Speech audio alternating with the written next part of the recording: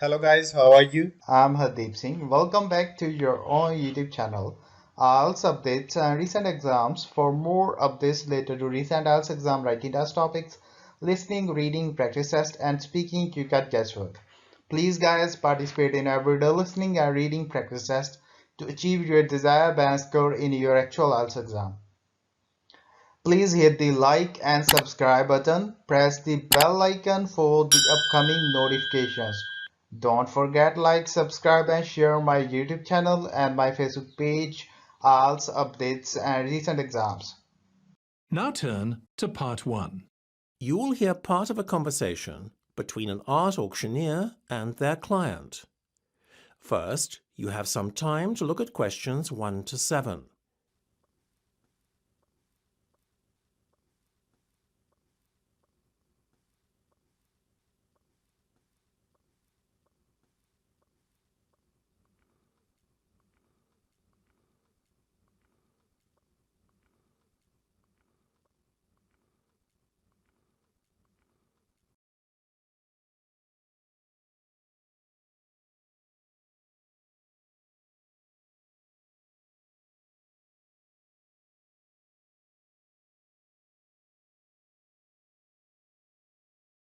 You should answer the questions as you listen, because you will not hear the recording a second time.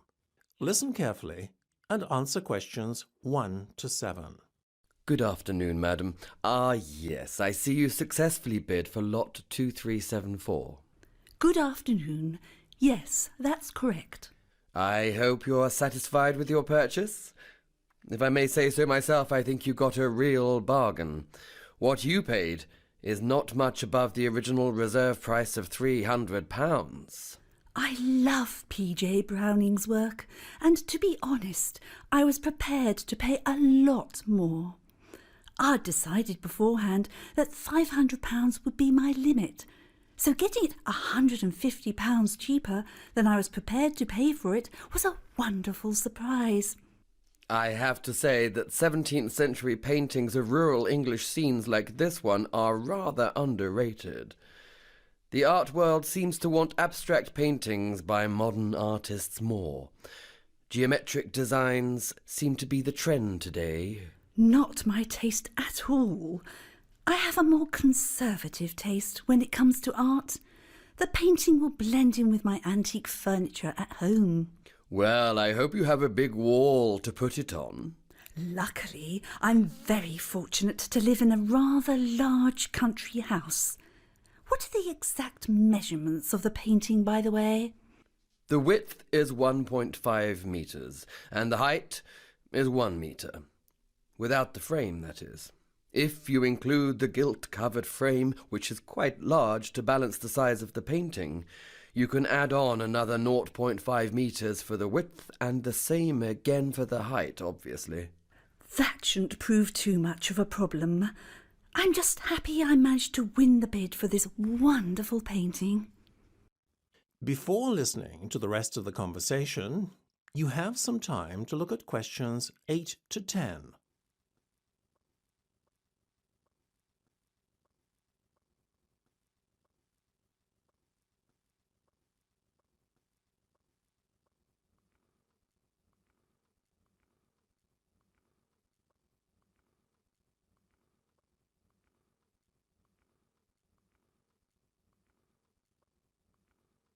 Now listen and answer questions 8 to 10. So, madam, I would just like to take down some details from you. OK, go ahead. I recognize your face as you've attended several of our auctions before, but I can't put a name to your face. Could you remind me of your name, please? Oh, yes, it's Mrs. Bradwell Thompson. It's a double-barrelled surname, so you need a hyphen in between the two surnames, you see. So that's spelt Bradwell,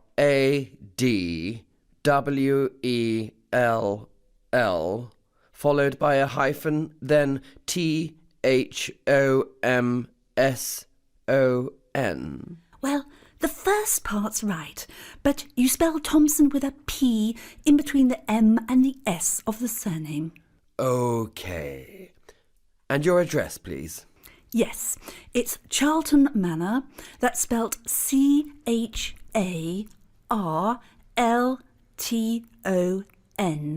And I live in Kingston Village. Oh, and of course, you'll need the postcode too.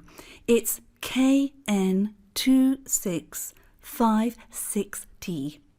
Sorry, did you say KM2656T? No, it's KN, not an M. Then 2656T. Well, thank you, Mrs. Bradwell Thompson. I think that's just about everything.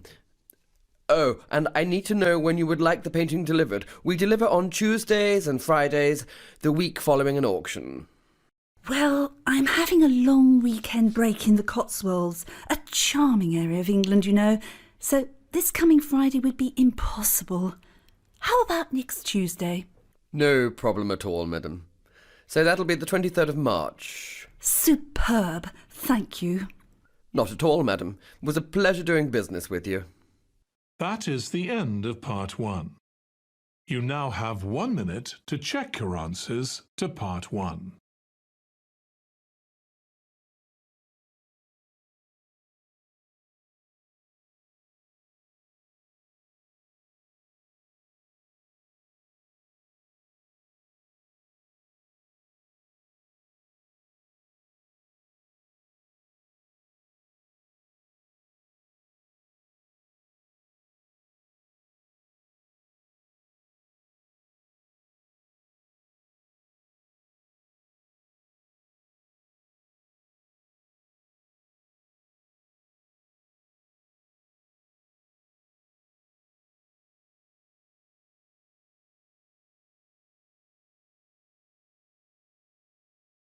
Part 2. You'll hear the curator of an art museum talking to a group of visitors who are visiting the museum for the first time. First, you will have time to look at questions 11 to 15.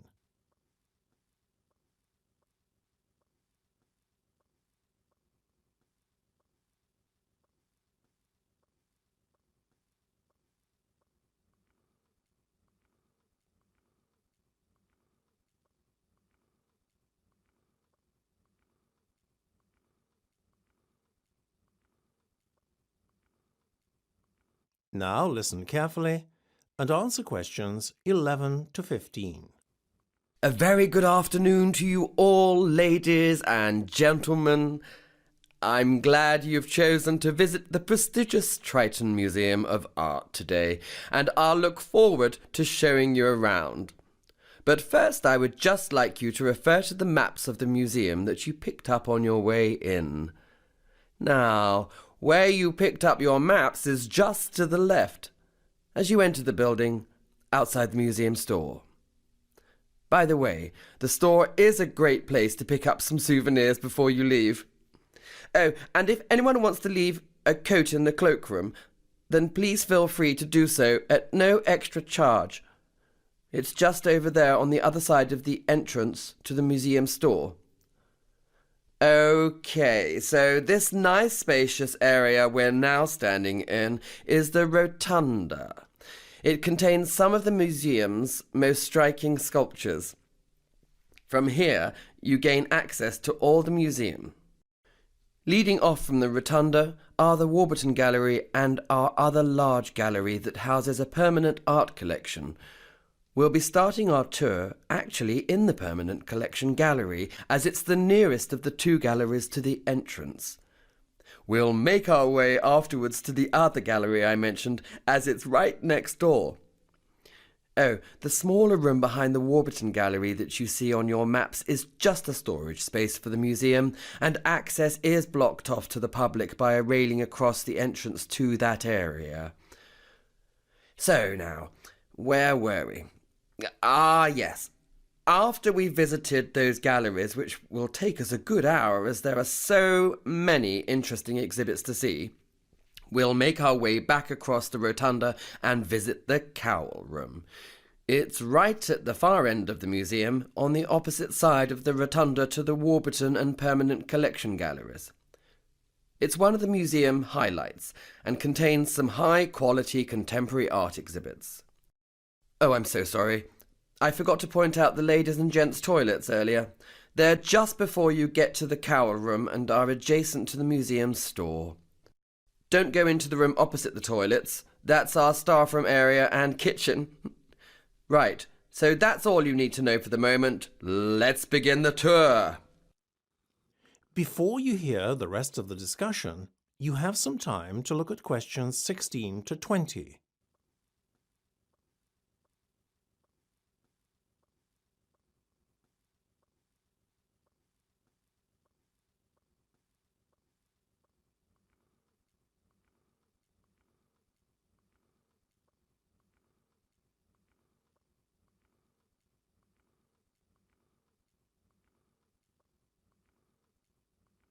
Now listen and answer questions 16 to 20. Well, I hope you all found the tour interesting. If any of you would like to become a patron of the museum, you can request information from the museum store. Being a patron entitles you to special discounts on visiting exhibitions and first refusal on tickets to special events.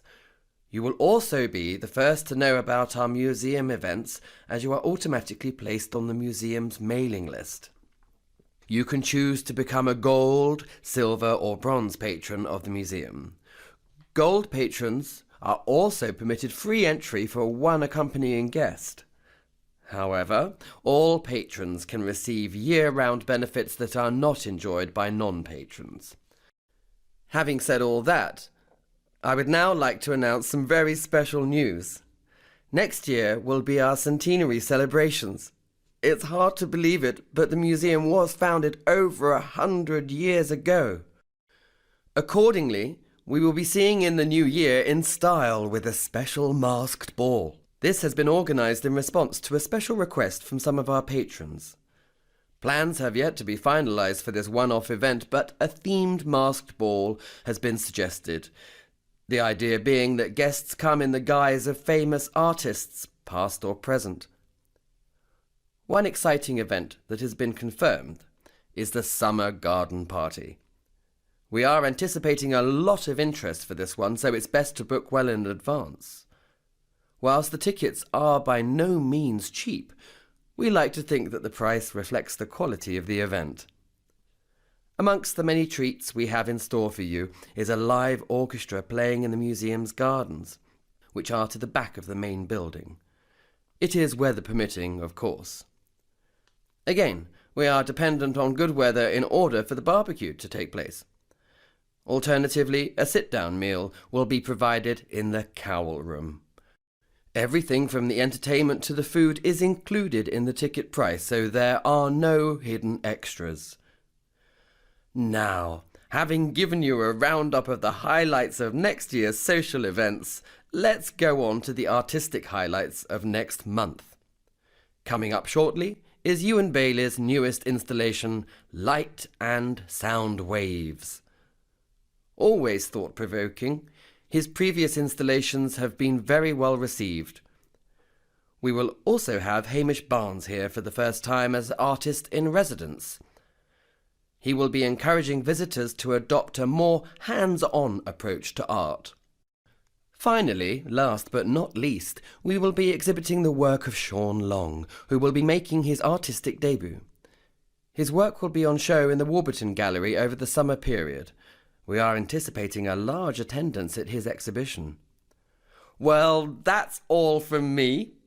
I look forward to seeing you at one or maybe all of our events.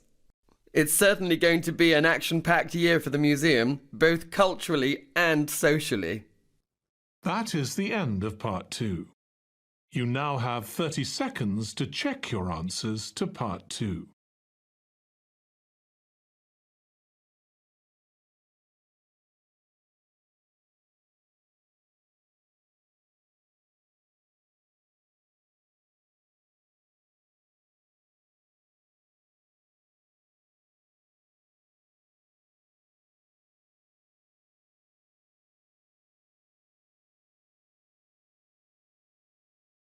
Part 3.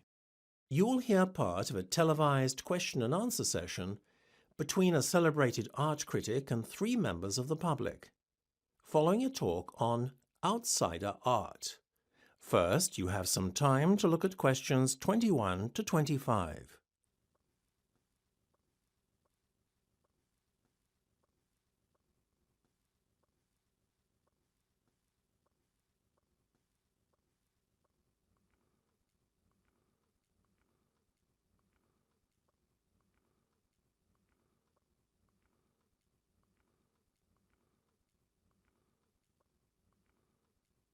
Now listen carefully and answer questions 21 to 25. I think I've said enough, so now it's the turn of the audience. Would anyone like to start the ball rolling and comment on anything I said earlier in my talk? That young gentleman over there. Hi, my name's Jake, and I've got a question for you.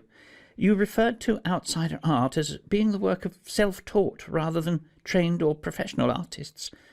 Does that mean anyone can produce art then? Well, what we define as art will always remain subjective, but given that we can agree more or less on a common perception of what is actually art, then yes, anyone in theory can produce art. The challenge, though, is to produce good art. Excuse me, may I ask a question, please? Yes, of course.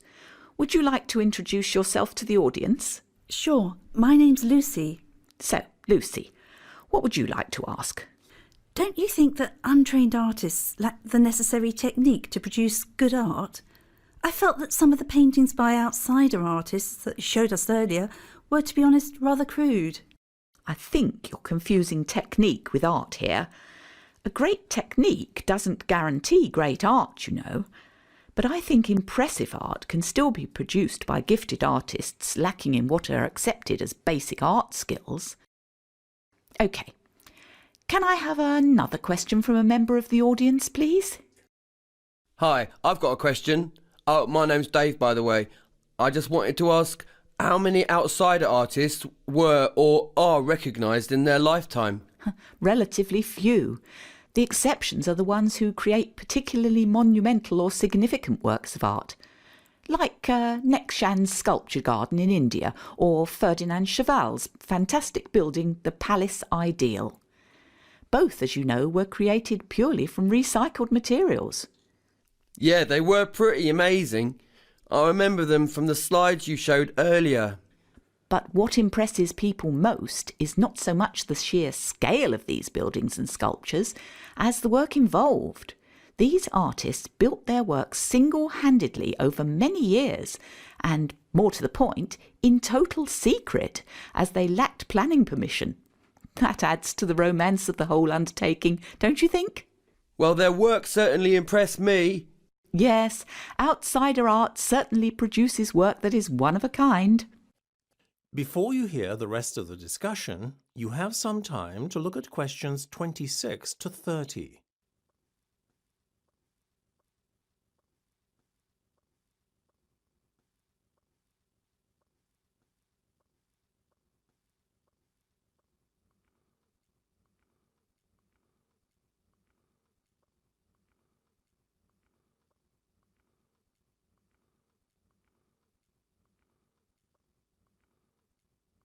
Now listen and answer questions 26 to 30.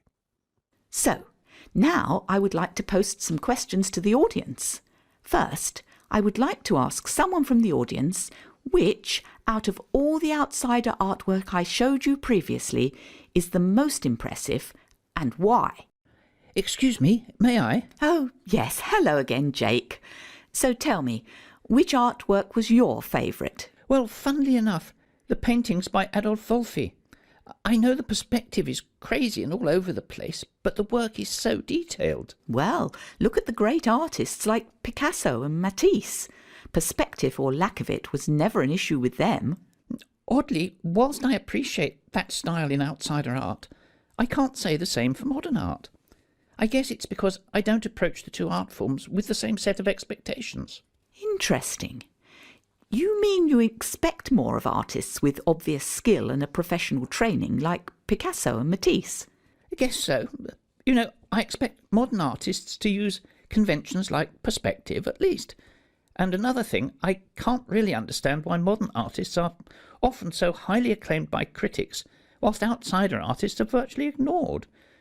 That's probably because they are generally not as skillful, I suppose. I take your point. I imagine that with the exception of outsider artists, you tend to like work by more traditional artists. I suppose.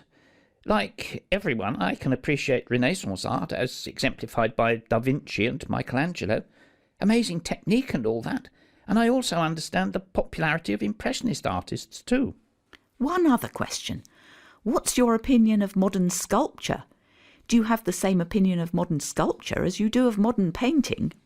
I think all sculptors have to be pretty skilled to work with materials like metal and stone, so I admire them in a way. But many modern sculptures, particularly public artworks, are often given praise I feel they don't deserve. You seem to have quite definite views about art. Well, it was most interesting hearing your views. That is the end of part 3. You now have 30 seconds to check your answers to part 3.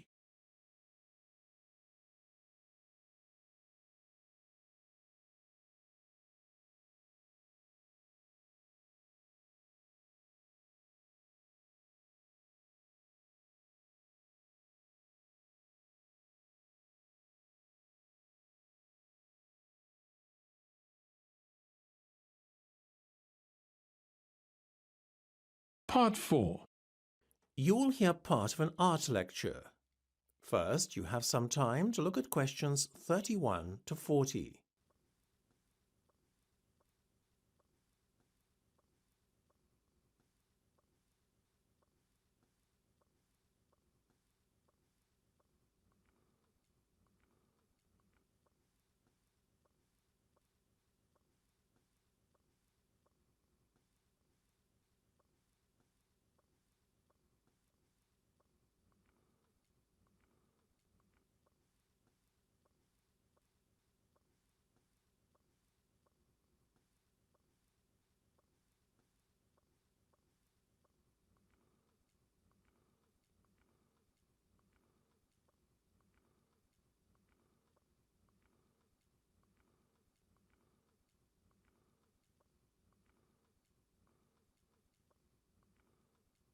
Now listen carefully and answer questions 31 to 40. I have just shown you all some slides of a very varied set of paintings. I noticed, as I was showing the slides, a few giggles in the audience and a few looks of dismay. I guess entitling my lecture Unconventional Art Geniuses was a bit misleading. When most of you were looking at the frankly basic colour use and rather primitive painting techniques, you probably were more than a little surprised. Well, I have a shock for you all. What I'm about to tell you next will help you understand the title of my lecture. All the slides I showed you previously are of artworks made by, wait for it, animals. Yes, I heard a few gasps in the audience when I said that. Whilst the artwork would be definitely primitive by human standards, when you consider that the artworks were executed by animals, then, well, they are frankly staggering. Nor were the artworks purely the work of our closest relatives, the apes.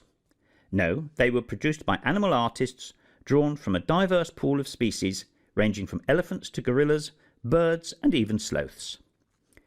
In fact, in recognition of this, last year, London's Grant Museum of Zoology staged what organisers thought was the first interspecies show of paintings by animals.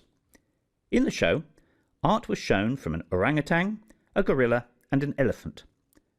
Whilst the gorilla and the orangutan produced works that bore a resemblance to the paintings of modern artists de Kooning and Klein, the elephant's work took a more figurative approach in the rendering of a flower pot.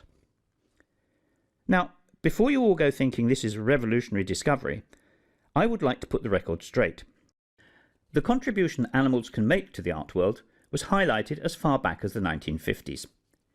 In this decade, Desmond Morris, celebrated social anthropologist and author of bestsellers such as Body Watching and The Naked Ape, introduced Congo, the painting chimp, to the British public in a TV appearance. Back then, animal art makers were regarded as little more than a novelty.